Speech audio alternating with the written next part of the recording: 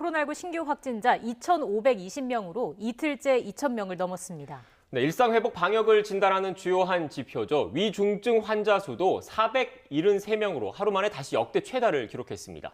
취재기자 연결하겠습니다. 신현준 기자. 네, 신현준입니다. 네, 자세한 신규 확진 현황 정리해 주시죠. 네, 오늘 0시 기준 코로나19 신규 환자는 2,520명입니다. 전날보다 100명 가까이 늘면서 이틀 연속 2,000명대를 기록했습니다. 지난주부터 시작된 단계적 일상 회복과 헬로윈 데이 등의 영향이 본격적으로 반영되고 있는 것으로 보입니다. 단계적 일상 회복에서 확진자보다 더 중요한 지표가 위중증 환자 수인데요. 위중증 환자는 전날보다 13명이 늘어 473명입니다. 어제 이어 이틀째 역대 최다를 경신했습니다. 이는 바이러스가 활동하기 좋은 겨울철이 다가온 데다 60대 이상 고령층 확진자의 비율이 늘어났기 때문으로 분석됩니다.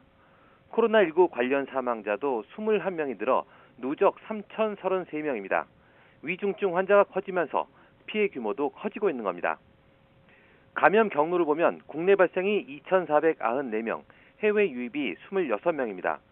지역별로 보면 서울이 999명, 경기가 816명, 인천 186명 등 수도권이 2,001명으로 국내 발생의 80.2%를 차지했습니다. 비수도권은 경남이 76명, 부산 68명, 충남 50명 등입니다. 백신 접종 현황은 1차 신규 접종자는 6만 8천여 명이 늘었고 접종을 모두 마친 사람은 10만 명 넘게 늘었습니다. 이에 따라 백신 접종률은 1차가 81.3%, 접종 완료가 77.4%입니다. 자, 그리고 이제 수능이 일주일 앞으로 다가왔습니다. 방역을 위해서 전국의 모든 고등학교가 오늘부터 원격 수업으로 전환했다고요. 네, 오는 18일이 대학 수학 능력 시험이 치러지는데요. 지난해에 이어 두 번째 코로나 수능입니다.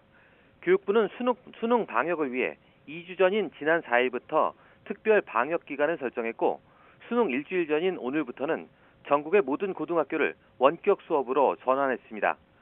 올해도 작년과 마찬가지로 확진 학생이나 자가격리자도 수능 응시가 가능한데요. 다만 확진 수험생은 병원이나 생활치료센터 병상에서, 자가격리 수험생은 별도 시험장에서 시험을 치르게 됩니다.